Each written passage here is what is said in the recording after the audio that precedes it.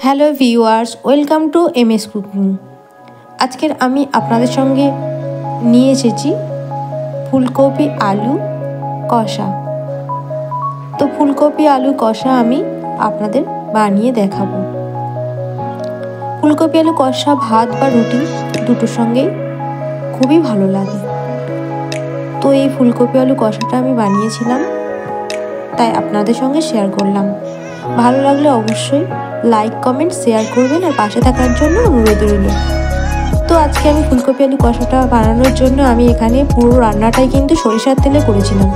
আর আলুগুলো কিন্তু বড় বড় করে বেশ কেটে নিয়েছিলাম। একটা আলু 4 পিস করেছিলাম। তো আলুগুলোকে আমি কিন্তু ভালোভাবে তেলের মধ্যে কিন্তু ভেজে নেব। আলুগুলোকে লাল লাল করে ভেজে নেওয়ার পরে আমি এখানে ফুলকপিগুলোকেও কিন্তু কেটে ধুয়ে রেখেছিলাম, সেইগুলোকেও কিন্তু আমি একটু হলুদ দিয়ে কিন্তু আমি ভালো করে ভেজে নেব।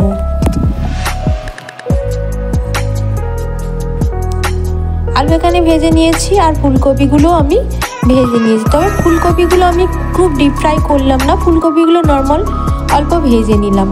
এবারে যে তেলটা আছে তার মধ্যে আমি দিয়ে দেব কুচিয়ে রাখা পেঁয়াজ।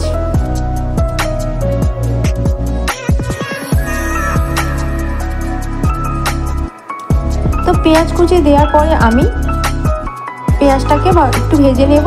একটু ভাজা ভাজা হয়ে গেলে আমি একটা টমেটো ছোট সাইজে নিয়েছিলাম, টমেটোগুলোকে দিয়ে আমি আবার পেঁয়াজের সঙ্গে ভেজে নেব। টমেটোগুলো দেওয়ার পরে আমি এখানে কাঁচা লঙ্কা দিয়েছি 2টো। তো কাঁচা লঙ্কা দেওয়ার পরে পেঁয়াজ আর টমেটো কাঁচা লঙ্কা ভাজা হতে হতে আমি দিয়ে দেবো এখানে একটু গুঁড়ো মশলা। গুঁড়ো মশলার মধ্যে এখানে নুন দিয়েছি, হলুদ দিয়েছি, লঙ্কার গুঁড়ো দিয়েছি, একটু কাশ্মীরি লঙ্কা গুঁড়ো কালারের জন্য আমি দিয়েছি। আর ঝালটা যে যেমন খেতে পারেন তেমনভাবে কিন্তু ব্যবহার করবেন। তো সমস্ত গুঁড়ো মশলাগুলো দেওয়ার পরে এখানে আমি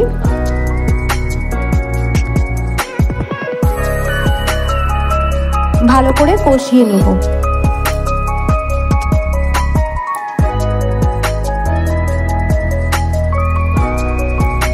মশলাটা কিন্তু আমি ভালোভাবে কষিয়ে নেব। আমি তেজপাতাও দিয়েছিলাম, মশলাটা ভালোভাবে কষিয়ে নেব। আর এখানে দিয়ে দেব বাদাম, ভেজে রাখা বাদাম আমি এখানে ফুলকপির সঙ্গে দিয়ে রান্না করব। তো আমি এখানে সমস্ত মশলাটা ভালো করে কষিয়ে নিয়েছিলাম। আর যাতে আদাটার গন্ধ না থাকে, আদা দিয়েছিলাম, তো গন্ধ না থাকে। তারপর আমি বাদামটা দিয়ে সামান্য জল দিয়ে কষাতে কষাতে ভেজে রাখা আলুগুলোকেও দিয়ে দিয়েছি।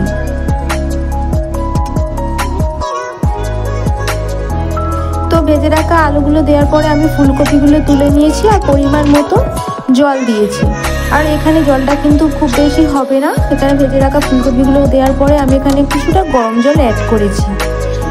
তো এখানে একটু অল্প পরিমাণ আমি চিনি দিয়ে দেব, দিয়ে কিছুক্ষণ ঢাকনা দিয়ে রেখে দেবো। যেহেতু আলু ফুলকপিগুলো ভাজা তাই সিদ্ধ হতে বেশিটা টাইম লাগবে না, তাই চিনিটা আমি অল্প করে দিয়ে দিয়েছি। চিনিটা পারলে আপনারা নামানোর সময়ও দিতে পারেন, তবে আমি দিয়েছি। চিনি দিলে কালারটাও ভালো আসে। তো এখানে আমি যখন মোটামুটি সিদ্ধ হয়ে গেছে কিছুটা ধনেপাতা কুচিয়ে রাখা আমি দিয়ে দিয়েছি। আর কালারটা কিন্তু খুবই সুন্দর এসেছে। আর এই নতুন সিজনে শীতের সময়ে প্রথম শীতে এরকম কিন্তু ফুলকপি আলুর কষা খেতে কিন্তু বেশ ভালোই লাগে। রাত্রেবেলার রুটির সঙ্গে বা পরোটার সঙ্গে, আর এটা লুচির সঙ্গেও কিন্তু ভালো লাগে। তো একেবারে আমার হয়ে গেছে, আমি কিন্তু আরেকটু ড্রাই করে নিয়েছিলাম। তো একেবারে আমি তুলে সার্ভ করছি গরম গরম। দেখতেই পাচ্ছ এটা ভাত, রুটি, পরোটা, লুচি সব কিছুর সঙ্গে কিন্তু দুর্দান্ত লাগে। আর এটা আলু ফুলকপি কষা রেসিপি আমি আপনাদের সামনে নিয়ে এসেছি। ভালো লাগলে অবশ্যই লাইক কমেন্ট শেয়ার করবেন আর চ্যানেলটিকে সাবস্ক্রাইব করার অনুরোধ রইল। আর এটাকে আমি গরম গরম সার্ভ করেছি আর পুরো তরকারিটা দেখিয়ে দিচ্ছি। তো এরকমই হয়েছিল ফাইনাল লুকটা। তারপর আমি সবার মধ্যে তরকারিটা সার্ভ করে দিয়েছি। দেখতে পাচ্ছ কতটা সুন্দর, অসাধারণ দেখতে হয়েছে, খেতেও কিন্তু দুর্দান্ত হয়েছিল। আপনারা অবশ্যই এরকমভাবে বানানোর চেষ্টা করবেন আর খুবই ভালো লাগবে। এটা কিন্তু সমস্ত ভাতের সঙ্গে, রুটি, পরোটা, লুচির সঙ্গে সব কিছুর সঙ্গেও কিন্তু খেতে ভালো লাগে। তো আপনারা সবাই ভালো থাকবেন, সুস্থ থাকবেন আর সকলকে ভালো রাখবেন। ভিডিওটা আমি এখানেই এন্ড করছি।